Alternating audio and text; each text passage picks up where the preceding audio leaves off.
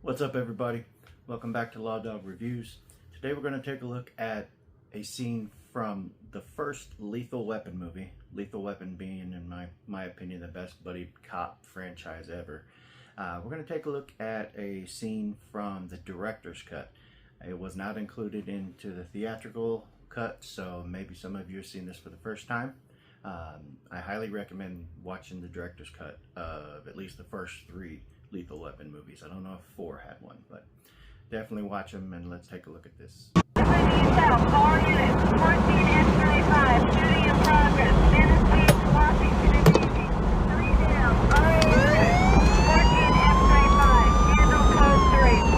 4 King 3-2, en route to the sniper call. Alright, dispatch just gave some information on a shooting call. They're calling it a sniper call. They're asking for available units to the area.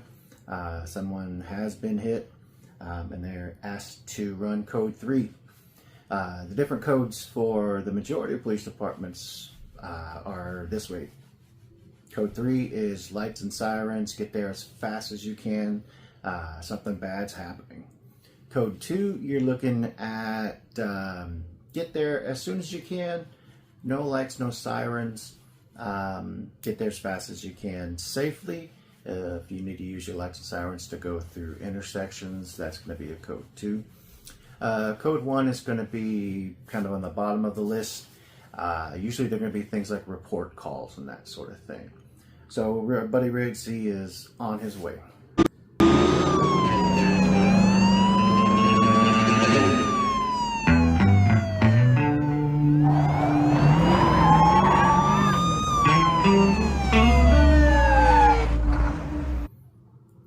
Stop it again here.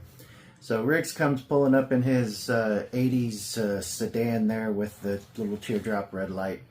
He does have a siren, so it's kind of identifying himself as an emergency vehicle, but today that's not going to swing too well like that. Now this is an active shooter. Somebody is shooting a weapon as he is pulling up. Now you take a look at those guys in the top right hand corner. They're just kind of talking and chilling. If this was an actual shooting call, there would be a much larger perimeter. None of those guys would be standing there, and you'd probably have about 50 or 60 police units there.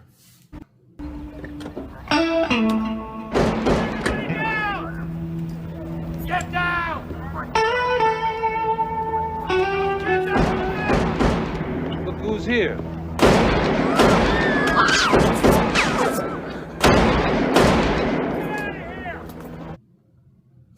Okay, first thing I noticed there, you have a shooter. He's on the 2nd floor, has a rifle.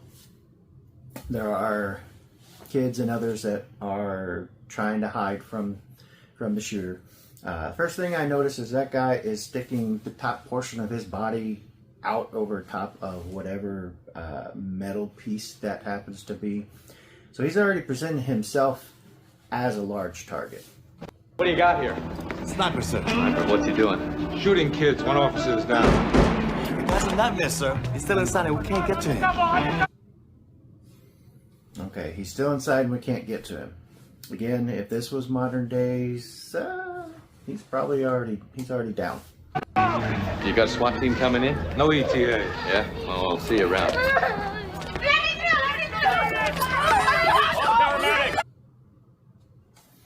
Okay, he's asked about SWAT team. SWAT team's a specialized unit. Generally, they're going to be on call. I'm sure the call has already been put out. They said no ETA.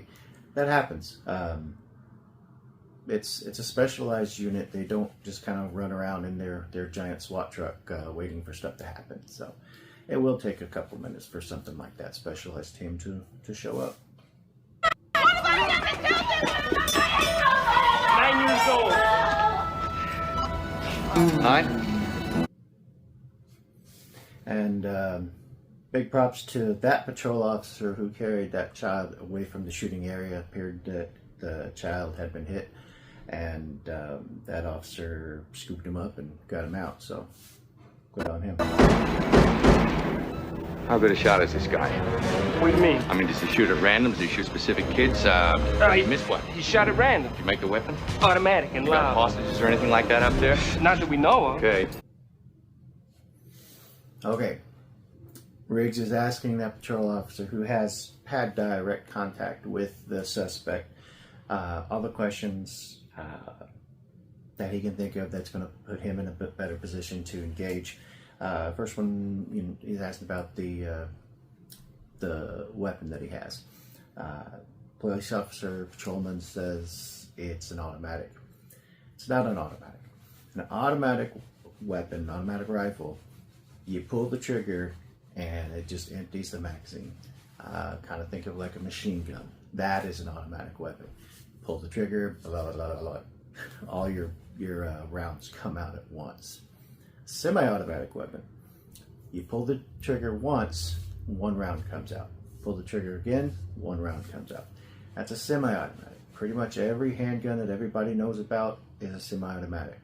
So if you want to fire 5 rounds, you have to pull the trigger 5 separate times. On an automatic, you do not. You just hold the trigger back and it shoots out as many as you want it to until you run out. Said it was automatic and loud, which, okay, it's going to be loud. He's asked about hostages, and he said he doesn't know if they have hostages or not. So, Martin Riggs is going to go check it out. Hey, where you going? Rick! Get the hell back here! All right. Pulls his weapon, which is a Beretta. This is a Beretta 9mm that is the same weapon used in Die Hard as well, which is kind of cool. This is a semi-automatic pistol. He pulled it out of his waistband area. That is called an appendix carry. The appendix is kind of on the side there. That is a popular place for people to carry those weapons for ease of pulling it out. Now this one is a weapon that has an exposed hammer in the back, so you can pull it back like that. He does not have a round in the chamber, so as he pulls it out, he's racking the slide, so he gets a round in the chamber. This one does have a safety on it. So he picks it up, racks it, turns the safety off, and he's ready to rock. Rick! Get out! You're in the line of fire! Get down! She's right. That police officer said you're in the line of fire. He's walking right into the line of fire. We talk about cover and concealment. She has both. She's on that concrete stairwell there. She's lower than what the shooter can see. So she's down low, and that concrete offers cover. Which cover, you can't get hit. Concealment, you're hiding, so you try not to get hit. What are you, crazy? Get out of here! Hello? Mr. Sniper, sir! Get away! Alright, let's move that back just a little bit. Right there. Those officers had their weapons pointed at that suspect. Any police officer should be able to make that shot. That is presenting a very large target right there. He may be elevated, but he's not elevated enough to where he's immune from those rounds.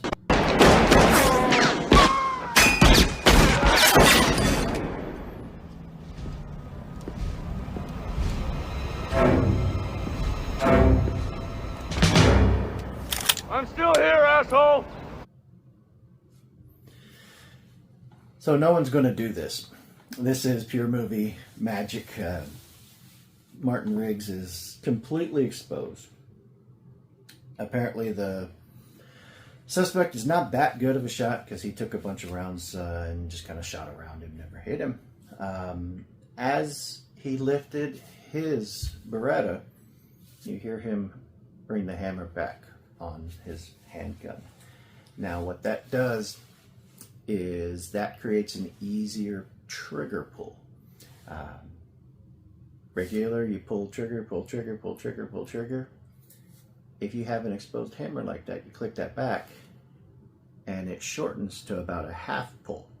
So if you have a tighter shot that you need to get, or you need to be super accurate, when you pull that hammer back, it's going to take less time for your finger to travel onto that trigger before it actually goes off.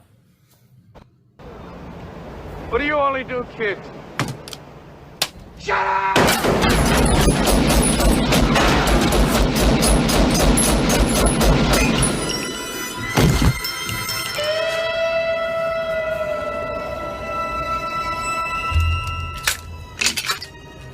Come on, move! All right, so Riggs goads the guy into coming back out, and I guess his assumption is he's not going to get hit because he didn't get hit the first time. So bad guy comes out, puts his torso in that window again, and this time Martin fires and takes him down. Now I've watched this several times, and I count 20 shots coming from Riggs. Now that is a 9mm Beretta, which does come with the option of having a 20 round mag, but it's not really often you're going to have that. He should have 15 rounds in that magazine and 1 in the chamber. Since he pulled the slide back earlier on, he should only have 14 total rounds instead of the 20 that I heard. So that's a little bit of that unlimited ammo movie magic there. Now he's been hit, the subject, but they don't know if he is actually taken out of the equation there. So he's out of the window, which is great. Now everybody's going to rush in and they're going to start trying to pull out injured folks and that sort of thing. But they still need to be aware that there may be a threat still up there in that window. That guy might not have been taken out completely.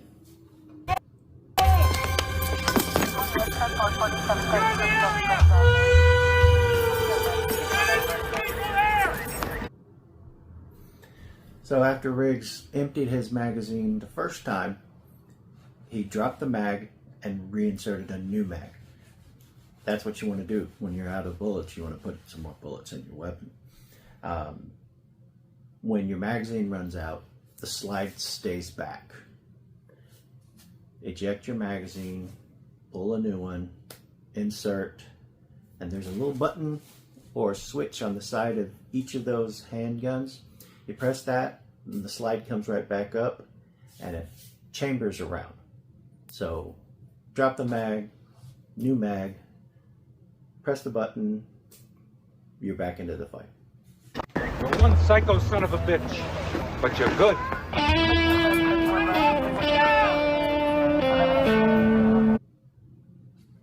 All right, and the cool badass walks away.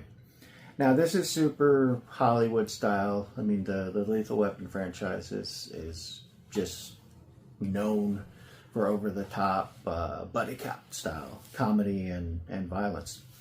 Now, all this being said, this guy is going to be up to his ears in paperwork for weeks probably. His personal actions, when you do something like that, you have to explain why you did it in a report. So judges, attorneys, everyday people can understand why you did what you did. He was obviously dispatched to the call. He recorded himself coming on to the scene, but none of that was put over the radio afterwards. There needs to be a record of what happens in a situation. So if he's not got a radio and he's not telling dispatch he's engaging the suspect, somebody on the other side, outside, needs to. Like one of those patrol officers, one of those other investigators, they need to tell dispatch what's happening. And I'm also not hearing any EMS. I don't see any ambulances in that background. I don't hear any more sirens. There should be a lot of sirens, a lot of noise going on. In active shooter situations, officers are trained to go in there and grab the shooter and stop him. So, you know, the victims that happen to have been hit, they're still going to be on the ground, because you want to go stop that shooter so he doesn't have any more victims. Now, going back to the paperwork, all this paperwork, he needs to call his union attorney, and the union attorney will advise him on what to do after that. When you have an officer-involved shooting, it's more than just saying, "Yeah, I'm okay," and walking away. No, he's not going to be back on duty. He's walking back to his car, and he's going to just drive on and go to his next stop. That's not going to happen. He's going to be suspended for an administrative leave while he's investigated. He's going to have to prove that what he did was the appropriate action. So that's Martin Riggs. We'll probably take a look at another couple scenes from the Lethal Weapon franchise, but yeah, he pulls up, shoots the bad guy, walks away. Not the way it works.